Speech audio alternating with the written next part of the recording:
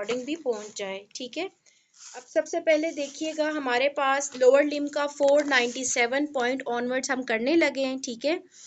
अच्छा, सबसे पहले 496 करवाती हूँ ताकि थोड़ी सी आपकी पुराने जो भी है आप लोगों ने पढ़ा हुआ उसकी रिवीजन हो जाएगी। 25 years old Splinter developed acute leg pain while running, ठीक है।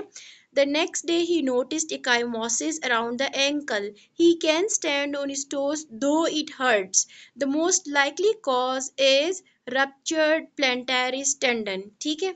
अब कल आप लोगों को ये पॉइंट डॉक्टर अली आतिक ने पढ़ाया होगा। अब इसमें दो चीज़ें हैं, ठीक है। अब जो हमें सीपीएसपी में सवाल पूछा जाता है उसमें ये है कि एक प्लेंटेरिस टेंडन का है और दूसरा एशियलिस टेंडन का है।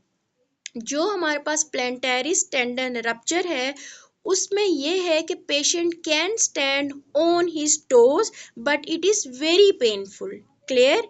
प्लेंटेरिस टेंडन का जब भी रप्चर होगा बच्चों किसी भी इंजरी में तो उसमें क्या होगा, पेशेंट खड़ा तो हो सकेगा लेकिन क्या होगा, पेनफुल टू स्टैंड, ठीक है, उसको शदीद दर्द है।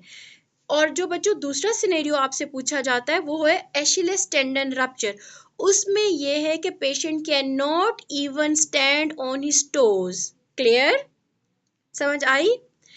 अब आपने इन दो पॉइंट्स को जहन में रखते हुए आपने अपना एमसीक्यू जो है वो करना होगा, ठीक है। प्लेंटेरिस टेंडन में पेशेंट खड़ा, प्लेंटेरिस टेंडन के रप्चर में पेशेंट खड़ा तो हो सकता है, क्लियर, लेकिन वो जो है it is painful. Achilles tendon rupture में क्या है कि वो पेशेंट खड़ा ही नहीं हो सकता, क्लियर। तो ये आपको याद होना चाहिए। अगला एक और सीपीएसपी में पॉइंट पूछा जाता है अक्सर, pain in the left calf on walking and relief by rest involves which of the following? तो it is popliteal artery, ठीक है। पोप्लीटियल आर्टरी की जो इन्वॉल्वमेंट की वजह से क्या होगा कि काफ में while walking या walking doing while doing any activity pain करेगा, ठीक है। जब नी को आप रेस्ट दे दोगे तो पेन वुड सेटल देयर।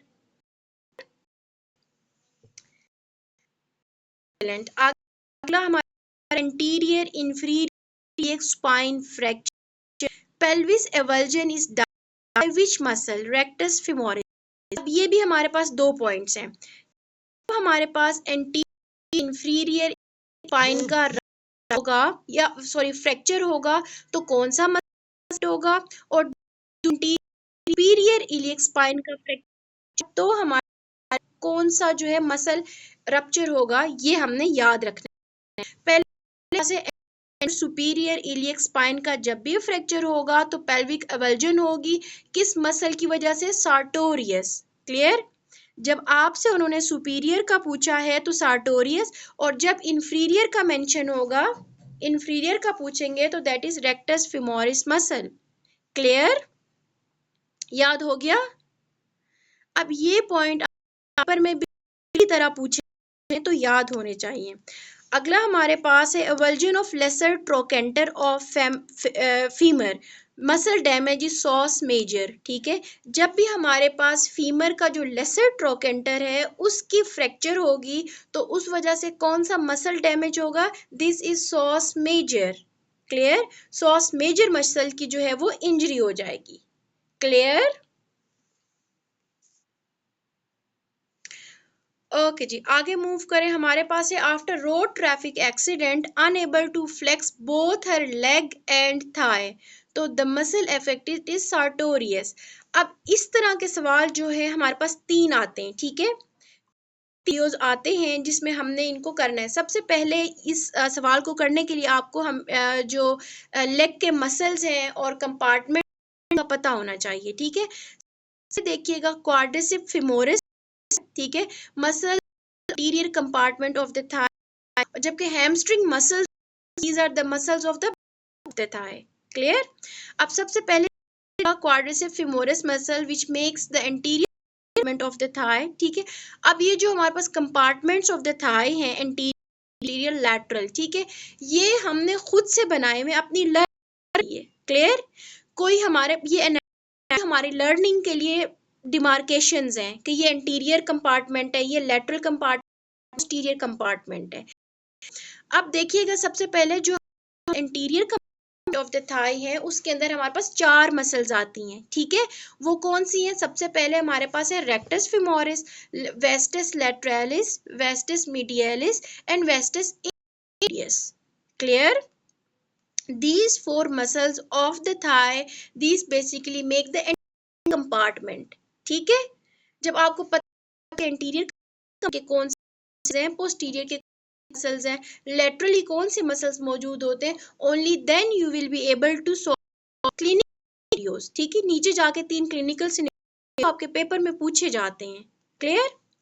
अब सब अगला देखिएगा, हमारे पास बैक आए उसमें हैमस्ट्रिंग मसल है, ठीक है। मसल्स इंक्लूड 4 मसल्स, ठीक है। वो हमारे पास है बाइसेप्स फीमोरिस, सेमीटेंसिस, सिम्ब्रिनोसिस, 3 मसल्स, ठीक है। ये 3 जो है आते हैं दी द क्लियर हैमस्ट्रिंग मसल्स इन। और ये जो बच्चों बाइसेप्स है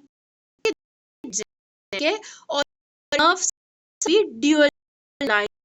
सबसे पहले जो हमारे पास long head of the bicep femoris, उसकी नर्व सप्लाई क्या है? Tip of sciatic nerve. हमें पता है ना, शेटिक नर्व जो है पूरी along the length of the leg जो है वो मौजूद। और बच्चों इसकी 2 पोर्शंस हैं, ठीक है। एक पेरोनियल, दूसरा टिबियल पोर्शन है। तो ये जो हमारे पास है, ठीक है, ये tibial portion of the sciatic nerve. Clear? Short देखते हो सप्लाइड बाय पेरोनियल, ठीक है, peroneal of the sciatic nerve. हमें हमारी जो शेटिक नर्व है उसकी 2 पोर्शन, एक है टिबियल पोर्शन, दूसरा कॉमन पेरोनियल पोर्शन। अब हमें पता होना चाहिए कि बाइसेप फीमोरिस में इसकी डिफरेंट नर्व सप्लाई है। तो एज अ होल आप बाइसेप फीमोरिस मसल को स्टडी करोगे तो you have learn this that this muscle has nerve supply. Clear? Nerve supply कौन कौन सी नर्व सप्लाई कर रहे हैं ये भी आपको पता होना चाहिए। क्लियर? आगे करते हैं। अब बच्चों ये जिस तरह से सवाल मौजूद है इस तरह कर लो क्योंकि एग्जैक्ट यही उठाते हैं। क्लियर? तो अगर आपको अच्छे से आपने याद बार बार इसको है तो आप जब पेपर में पढ़ोगे तो you will be able to relate the और आप भी ठीक होगा। अच्छा, सबसे पहले देखें muscle which in the thigh and flag leg. Clear? तो this hamstring muscles. Hamstring muscle function क्या है कि हमारे पास जो लेग है, ठीक है, उसको फ्लेक्स कर रहा है और थाई को एक्सटेंड करेगा, ठीक है। Hamstring muscles which is a group muscle semi membranes के पास क्या है? Semi bicep femoris. यस, बिल्कुल आपने ठीक है। दीज 3 मसल्स या फिर hamstring muscles these form the posterior compartment of the thigh या बैक ऑफ द थाई। तो इनका फंक्शन क्या है? These basically extend your thigh and flex